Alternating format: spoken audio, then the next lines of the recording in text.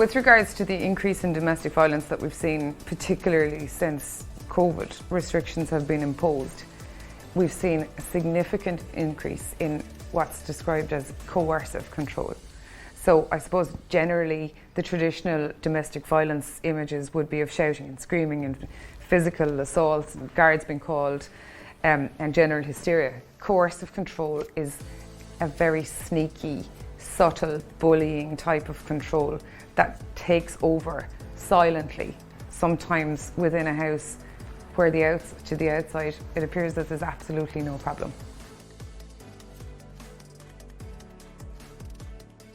Examples of coercive control would be name calling, would be putting down somebody all of the time.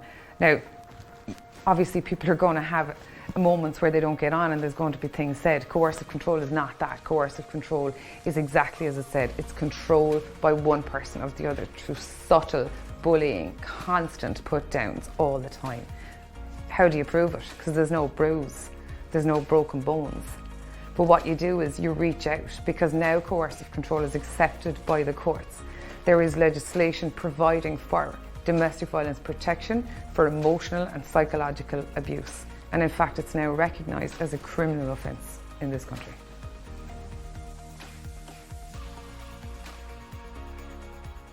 So coercive control is bullying, emotional, psychological control over day-to-day activities.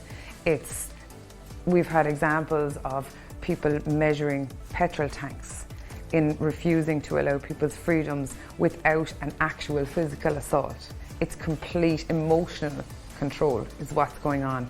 So much so that sometimes the victim themselves doesn't even realise it until it's got to the point where the coercive control has escalated now into physical control, because such is the position that the abuser is now in.